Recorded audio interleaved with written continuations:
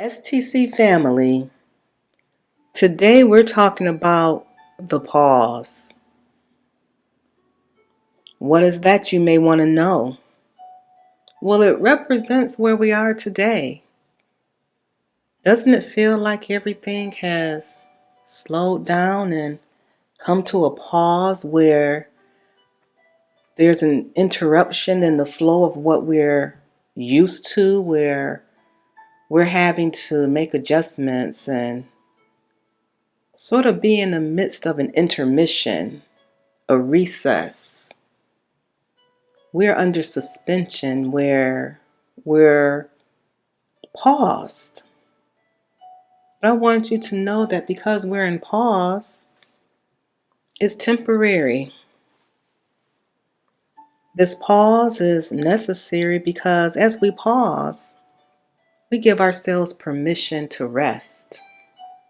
We give ourselves permission to reflect, to refrain, to remove, to isolate, to cultivate, and to activate the better good of who we are. Pause is not hindering you. It may feel like it because you're not able to flow in the norm of what you know. But if you think about it, you're in a place right now where you're maturing. Maturation isn't just about how you act, it's a part of your development. For me, I like to look at pause under the guise of an acronym that I created. And if you walk with me through the phase of pause, it is truly my hope that you will embrace it and see it as something beautiful. The P in pause is for patience. You have to understand that he who begun a good work in you is faithful to complete it. You don't have to rush. You don't have to worry about it. You don't have to get anxious. In all things, be anxious for nothing, but through prayer and supplication, make your request known unto the Lord. Be patient. And where you are, you have to accept it. That's the A in pause.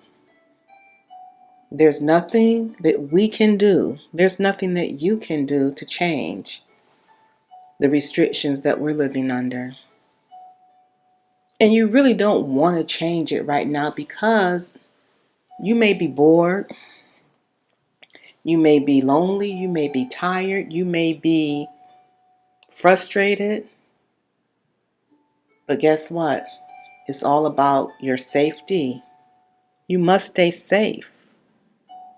You don't want to put yourself in a situation where you get exposed to this virus and don't even know that you have it, and you take it home to your family or your loved ones or your friends, those babies. You got to stay safe. So accept where we are. You must acknowledge in this process of pause that you are on uncharted territory. And that represents the you in pause. But you're under uncharted territory because it's something for you to discover new, even within yourself. There's so many dynamic things that you represent, and you don't even know because you've never taken time to pause. Yeah, I know. The mistakes, we've all made them. But guess what? If you think about it long enough, you've done more things right than you have wrong. And just by chance, if you haven't, it's a good time to pause and think about it and do something right. The S in pause is for spirituality. It's a time for you to connect to the greater source, to the I am, to the Creator, to God, to be able to embrace the words that He spoke and the reminder and remembrance of His formation of you in your mother's womb, destined for purpose, to be in a place where He can reveal to you the higher call that you may not have taken time to pause and receive before. And the E in pause is to acknowledge your extraordinary position, the exceptional excellence of who you are, because you are greater than yesterday. We may not see yesterday's normal. We may not go back to life as we knew it. But guess what? That uncharted territory that's all new, you can recreate your frame, dust it off, pick up where you want to be, do what you want to do. We don't want to continue to walk under the path of least resistance. We don't want to continue to do those things that seemingly are just easy for us. You know, I've been reading and I come across a lot when I read, which is why I do it, because it opens up the new.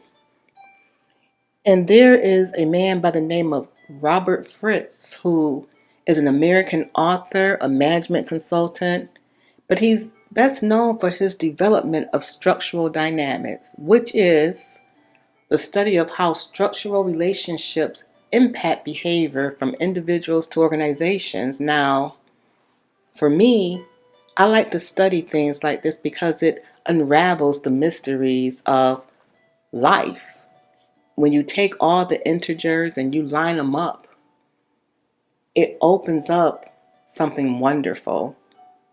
But through his study, he's learned that there's a path of least resistance that we all will take.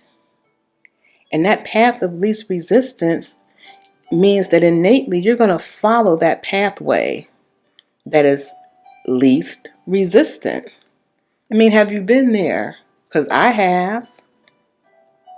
I mean, when it's too hard, sometimes you just want to quit.